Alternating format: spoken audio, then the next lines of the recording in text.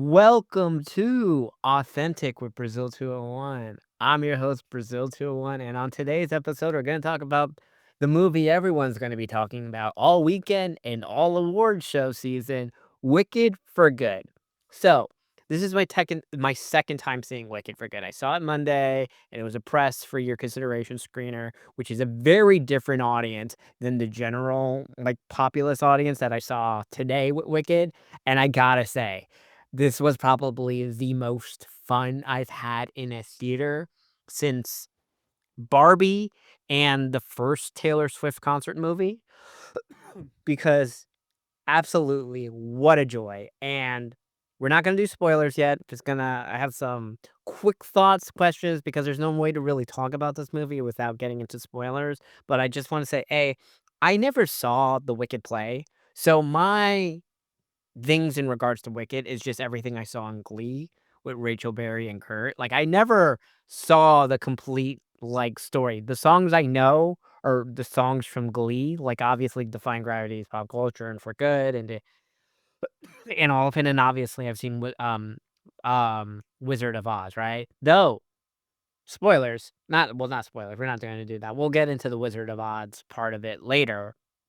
But I just wanna say, in the real people screening, not the for your consideration screening, the screening I saw today, the girl to my left was just in full Glinda glam with the little wand she has. The girl to my right was like a Chase financial analyst and did not wanna, like, clearly admit she was a theater girl and was just absolutely the most interesting dichotomy I've ever seen. But the girl to my left was flipping shit the entire time, because I guess she was really into Wicked. Now, Wicked 1, we're gonna just, go through this. Wicked Part 1 has the better songs, because I just straight up Wicked 1 has all the good songs. This one, I didn't Outside for Good and, As Long As You're Mine and, um Thank Goodness slash I Couldn't Be Happier. A lot of the songs are forgettable. I didn't know which 2 were the original songs that were clearly, written to win Oscars.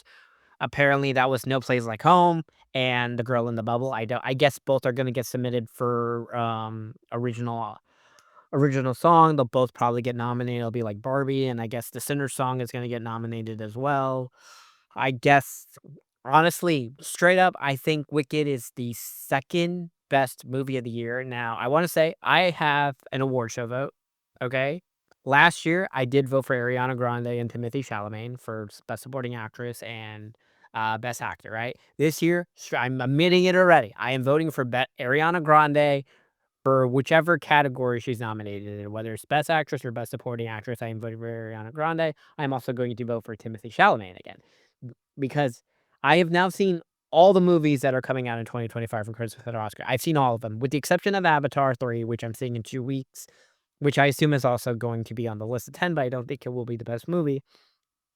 I do think Wicked is better than One Battle After Another. Oh, sorry, I'm still sick. I really do. I think it's Marty Supreme at 1, and I think it's Wicked for Good at 2, with that One Battle After Another at 3.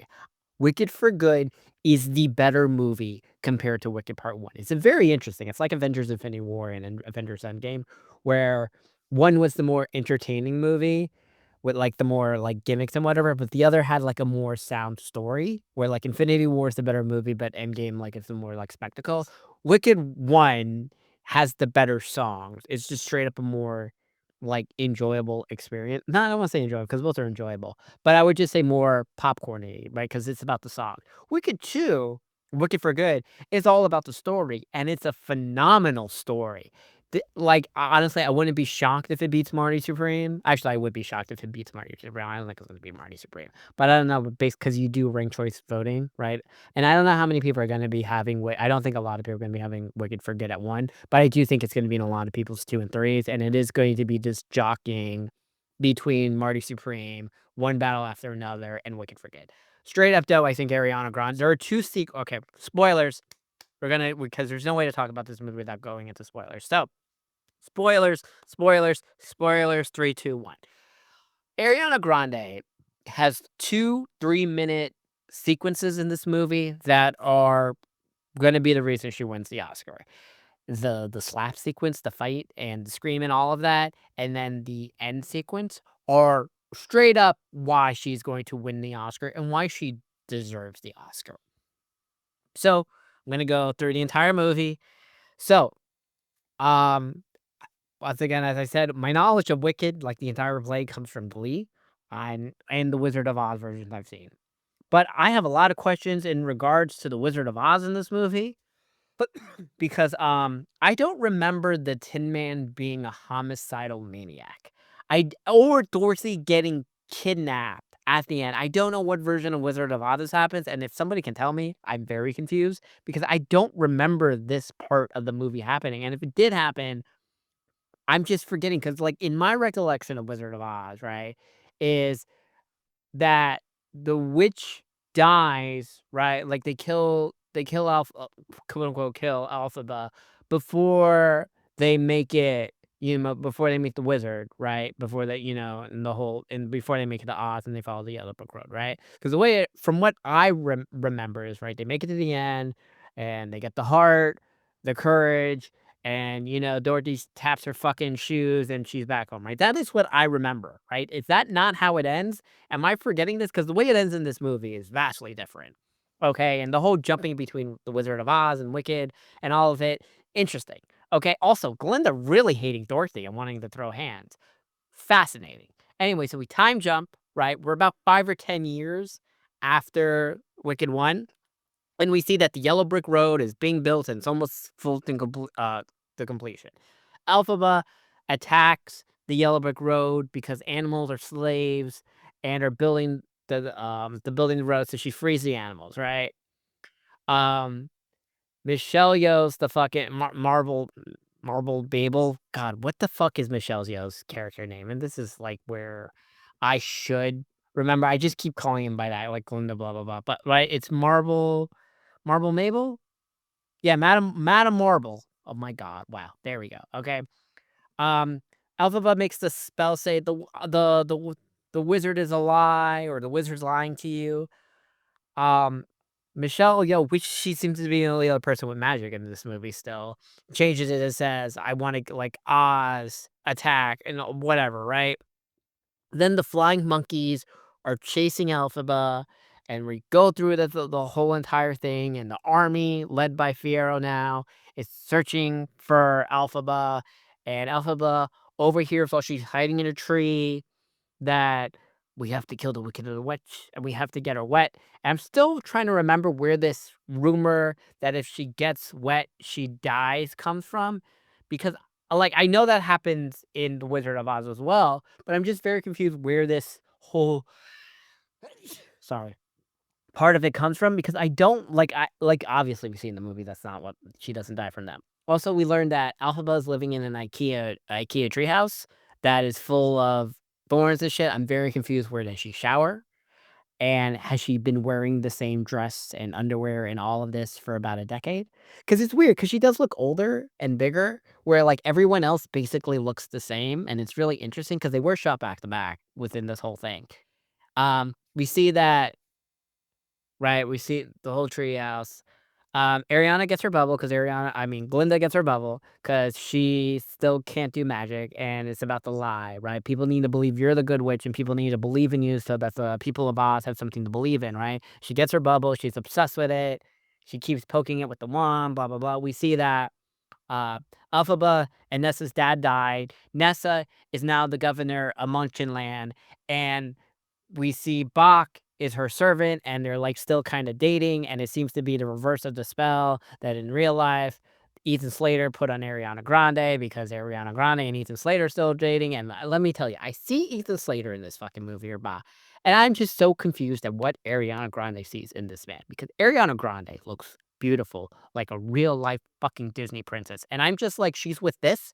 And then, the whole story of, like, how they got together because they were both married at the time, right? They filmed the movie, they divorced, and, this whole thing, and they're still dating, and I'm just like, Ariana Grande can do better than this, but then she also dated Pete Davidson, and I'm just like, maybe she really likes troll-looking men. Whatever, whatever, but whatever. There's an announcement of the engagement of Fiyero to Glinda, and it's not like Fiyero proposed or anything. Glinda's like, "Aren't you happy?"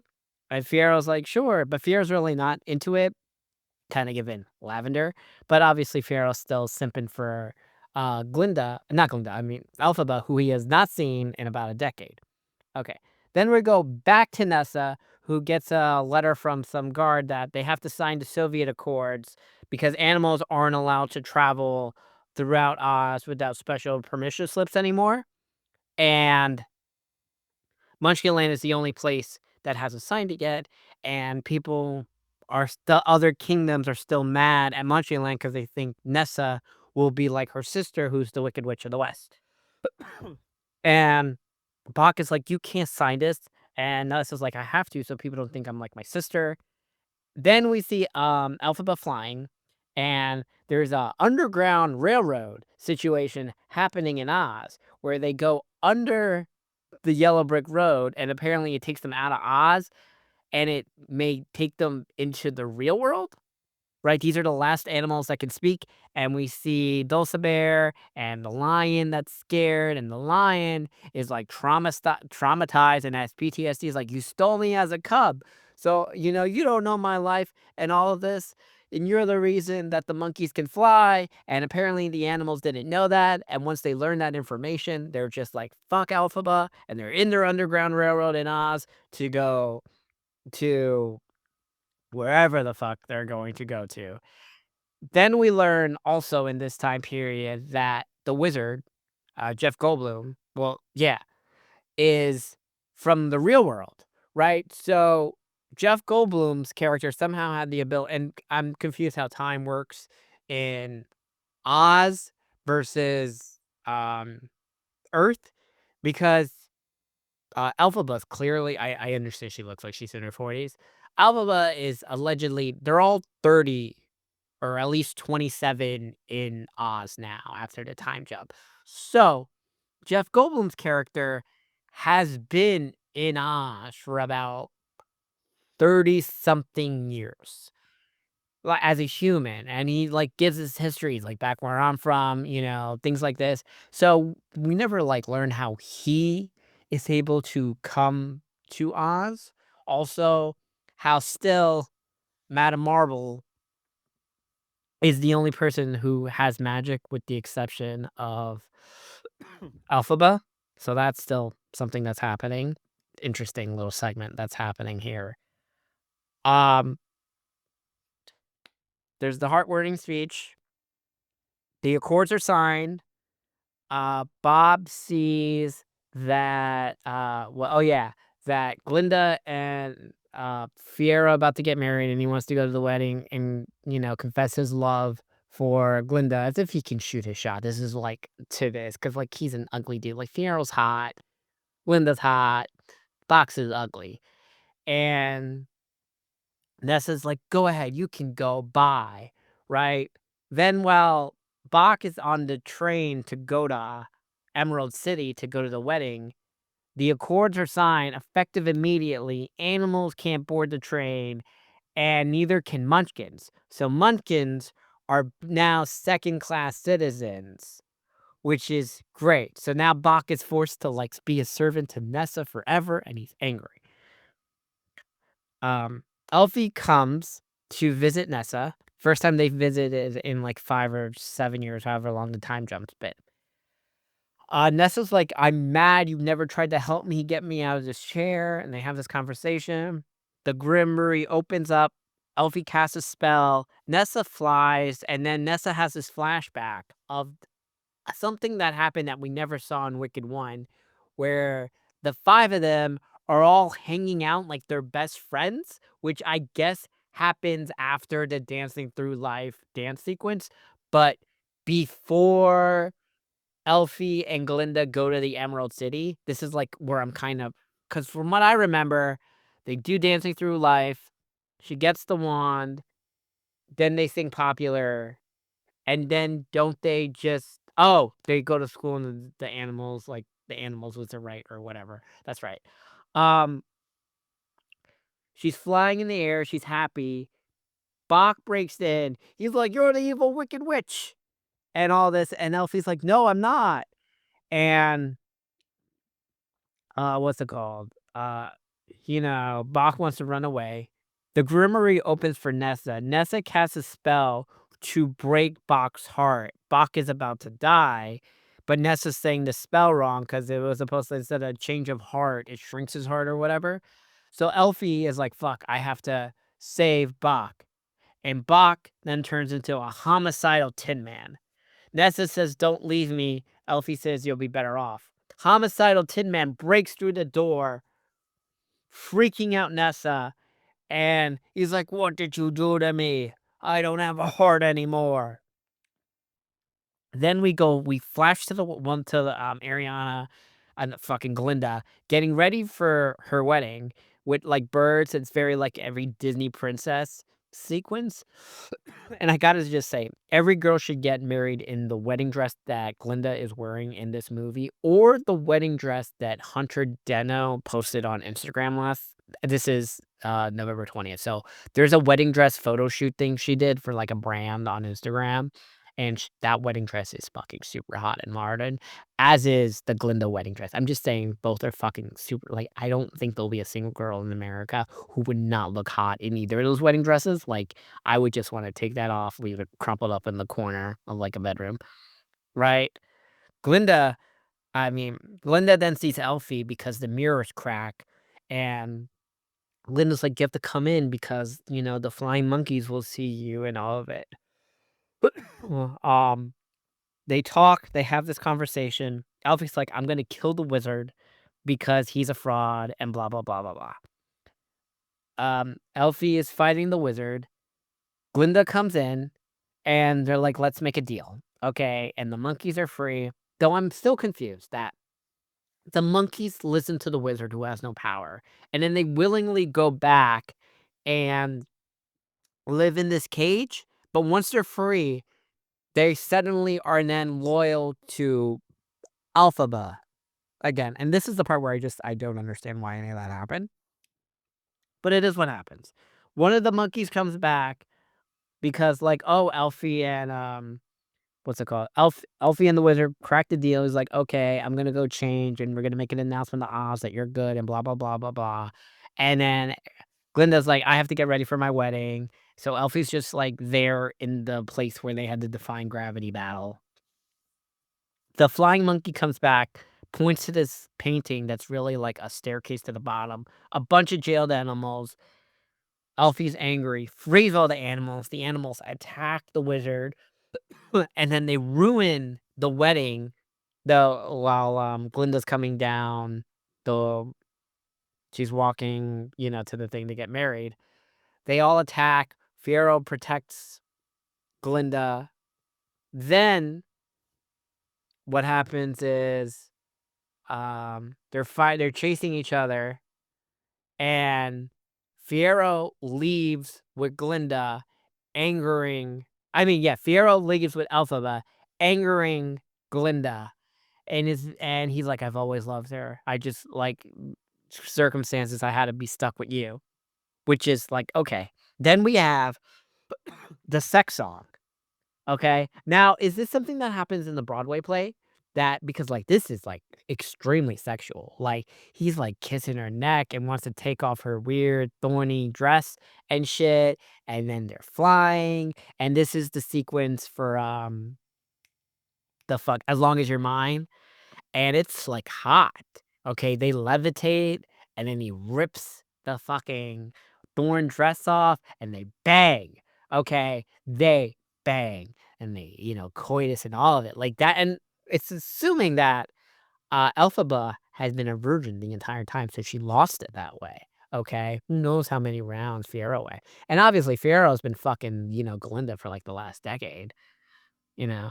Good for Fiyero, getting to bang all the people. So, Madame Mabel's like, "How do I lure the Wicked Witch out?" Glinda says, "You have to make this Nessa feel like she's in trouble so she comes out."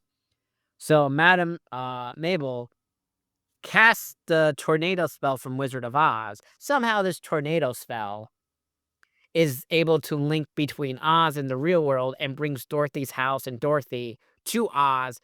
And then Elphaba has a vision of the house dropping on Nessa. Okay. And Elfie's like, I've had a vision of my sister dying. I have to go help her. Okay. And then Fiero's like getting dressed, and the monkeys are like, wait, follow me. Right? This happens. Then we flip forward and we're at the start of Wizard of Oz, where Glinda's like, bye, Dorothy, just follow the yellow brick road and you'll meet the wizard. And then Glinda comes out like, that farm bitch stole my dead sister's shoe. Hilarious line. And then this is the Ariana Grande Oscar winning sequence. The bitch slap that she gives. Well, first of all, she's like, you stole my man. And she's like, the man wasn't yours. It's not, you just think a man like him couldn't fall for a girl like me. And she bitch slaps Elphaba, and then Elphaba bitch slaps Glinda. Crowd was going fucking crazy. Okay, then they fight, they slap. Glinda mocks the laugh. What do you do like this? And does like the baton thing with the wand. They fight, they fight, they fight. It's fucking fantastic. She does like cat fighting. The guards come because this was a trap. And then Fiero comes to rescue Elphaba. Right. Then Elphaba has to escape, and Fiero then gets crucified like Jesus Christ. And he's just hung up like, crucified, literally like Jesus Christ. And then Elphaba casts a spell hoping to like cure him, and that turns him into the Scarecrow. Right. This is so we're still having the Wizard of Oz thing. Great. Um we time jump again, and Dorothy meets right, yeah. No, wait, yeah. Madame Marble says there are 3 people here to visit you. It's a Tin Man, a Scarecrow, and a lion that's scared, and some girl from the real world. And then the wizard's like, ooh, I can use them as bait. And he does the whole thing. It's like, I need you guys to kill the wizard, and I can send you home. Then we have homicidal Tin Man does a song called The March of the Witch Hunters. Okay? So that happens. And I don't remember the Tin Man being homicidal. And I'm still confused. Does the Fiero not recognize that's Bach? Does Bach not recognize that's Fiero? Does Fiero not recognize that's the lion they rescued? This is where I'm confused, because we don't see any of the Wizard of Oz part, and I'm just very confused at this. So that happens. Glinda sees that everyone is trying to kill Elphaba. So she gets in this black cloak, rides, instead of taking her magic bubble, she takes a horse to this castle that Elphaba's been staying at. And oh no, somewhere before that, Elphaba sicks the flying monkeys on Dorothy, and they kidnap Dorothy. Okay. And then Glinda, well, right, yeah. And so Elphaba locks Dorothy in the basement of the castle. And Glinda's like, you gotta free the farm bitch, okay? She's very annoying, but come on, this isn't you. She just wants to go home. And she's like, this farm girl stole my sister's shoes off a dead body. And they have this conversation. And then she's like, you're right. The city, Oz will never be safe as long as I'm alive, so I have to die. Then we get the next sequence, which is why Ariana Grande is going to win the Oscar. This door thing, and she's crying, and she watches the water come in, and yeah, that's right. They splash Elfie. She disintegrates or whatever, and no one knows that Glinda's been there the entire time, at all, like at all. Then we're on the hot air balloon. Oh, no, that's right. Glinda comes back, shows the bottle that this was this was Elphaba's mom's keepsake, and it's the same type of liquor the wizard drinks. And then was like, you're from the real world. You need to leave, and you killed your daughter.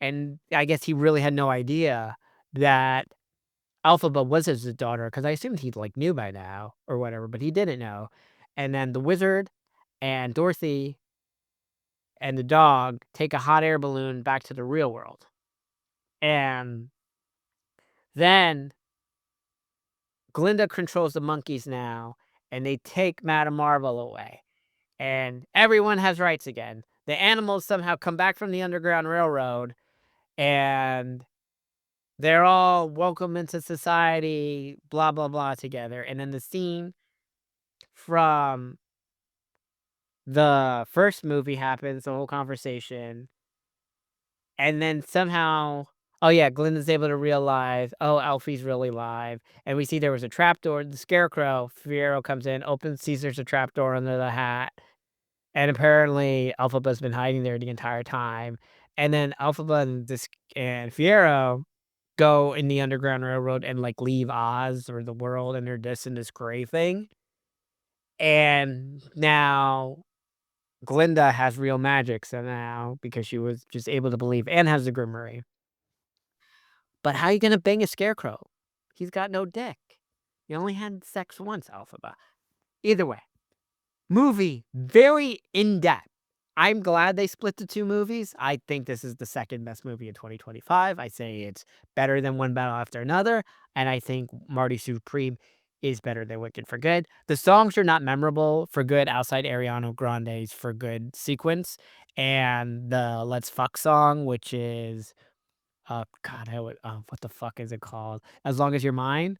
But literally, For Good and I'm Not That Girl are the, like, the best songs in this. I didn't know the Bubble song and No Place Like Home are original songs, 'cause I'm just not familiar with any of the songs that were not in Glee, okay? That's just the fact of the matter of this. But I love the movie. I wanna see it again. I fucking loved Wicked for Good. I am voting for Ariana Grande for Best Supporting Actress. I have a vote, like I said, I'm very transparent about this, it is what it is.